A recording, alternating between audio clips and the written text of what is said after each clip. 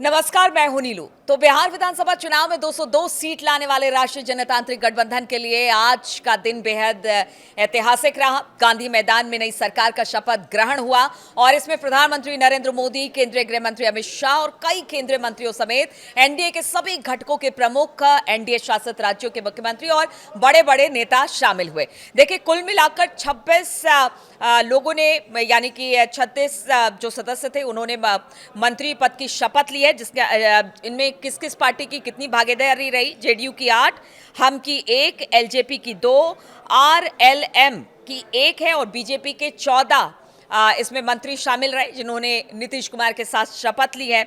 अब नाम सिलसिलेवार ढंग से अब आपको बता देते हैं। तो नीतीश कुमार, सम्राट चौधरी, विजय कुमार सिन्हा, विजय कुमार चौधरी, ब्रिजेंद्र प्रसाद यादव, श्रवण कुमार, मंगल पांडे, दिलीप कुमार जायसवाल, अशोक चौधरी, इसके अलावा श्रीमती लेसी सिंह, मदन सहनी, नितिन नदीन, राम कृपाल यादव, संतोष कुमार सुमन, सुनील कुमार, मोहम्मद जमा खान, इसके अलावा संजय सिंह टाइगर, इसके अलावा अरुण शंकर प्रसाद, सुरेंद्र मेहता, नारायण प्रसाद, श्रीमती एम निषाद, लखेंद्र कुमार रोशन, सुश्री श्रेयसी सिंह, प्रमोद कुमार, संजय कुमार, सज्जन कुमार सिंह और दीपक प्रकाश इसमें शामिल है। तो आप देखें, इन लोगों ने आज शपथ ली है और नीतीश कुमार के अलावा ये सारे लोग शपथ ले चुके हैं। अब किसको कौन सा पोर्टफोलियो मिलेगा वो भी बहुत जल्द तय हो जाएगा। हालांकि देखिए, कल जिस तरह से अमित शाह पहुंचे थे पटना और उसके बाद जेडीयू, बीजेपी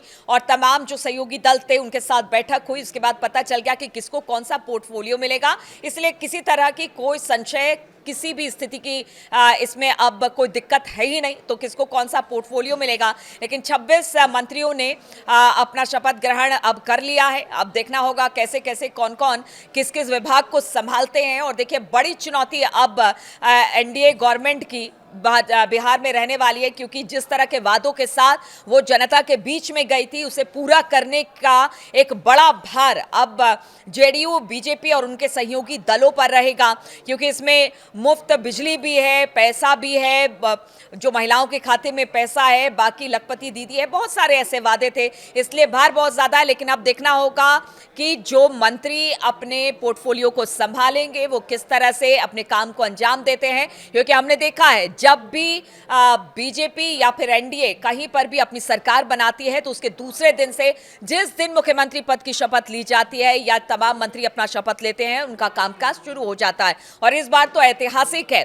पटना का गांधी मैदान अपने आप में बहुत ऐतिहासिक है, इसलिए ऐतिहासिक हमेशा कहा जाता है, ऐतिहासिक गांधी मैदान, क्योंकि यहां से कई आंदोलन हुए। इस आंदोलन में से एक आंदोलन में मुख्यमंत्री नीतीश कुमार भी शामिल थे। और उसके बाद आज देखिए, वो 10वीं बार मुख्यमंत्री पद की शपथ ले रहे हैं गांधी मैदान से। ये अपने आप में एक रिकॉर्ड है। और अगर 5 साल वो अपना पूरा कार्यकाल चला लेते हैं, तो वो टॉप 3 मुख्यमंत्री में देश में शामिल हो जाएंगे, जो सबसे ज्यादा शासन करने वाला कोई मुख्यमंत्री किसी राज्य का होगा। तो अब देखिए, ऐतिहासिक पल, ऐतिहासिक दिन और इतिहास मुख्यमंत्री नीतीश कुमार ने भी रच दिया 10 बार मुख्यमंत्री पद की शपथ को लेकर। लेकिन चुनौती बड़ी है, पोर्टफोलियो भी सबको दे दिए गए हैं। अब देखना होगा कैसे कैसे कौन सा पदभार कौन ग्रहण करता है, कौन सा मंत्रालय किसको मिलता है। लेकिन आज का दिन एनडीए के लिए, जेडीयू के लिए, बीजेपी के लिए और खास तौर पर उनके सहयोगी दलों के लिए बहुत अहम है। क्योंकि आज प्रधानमंत्री खुद मंच पर हैं, अमित शाह खुद मंच पर हैं और जो जोड़ी थी नीतीश और मोदी की, वो जबरदस्त तरीके से हिट हुई। इसलिए कहा जा रहा है कि आज जिस तरह से प्रदर्शन हो रहा है, एक शक्ति प्रदर्शन के तौर पर इस शपथ ग्रहण समारोह को देखा जा रहा है। सत्य निष्ठा से प्रतिज्ञान करता हूँ प्रतिज्ञान करता हूँ कि मैं विधि द्वारा स्थापित भारत के संविधान के प्रति सच्ची श्रद्धा और निष्ठा रखूंगा।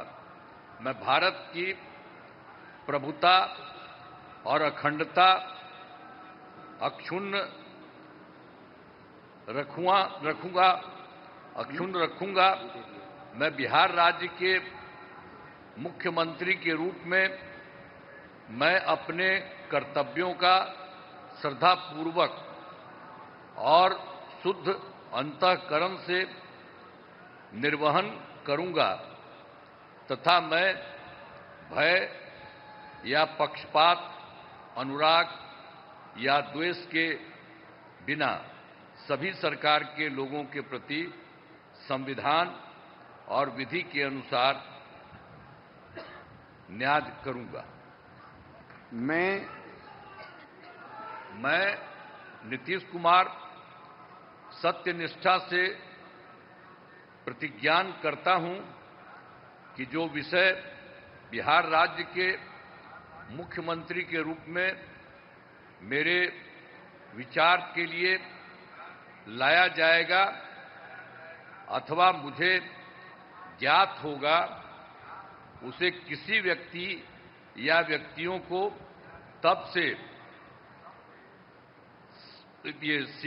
सिवाय जबकि ऐसे मुख्यमंत्री के रूप में अनेक कर्तव्यों के सम्यक और निर्वहन के लिए ऐसा करना अपेक्षित हो, मैं प्रत्यक्ष अथवा अप्रत्यक्ष रूप से संसूचित या प्रकट नहीं करूंगा।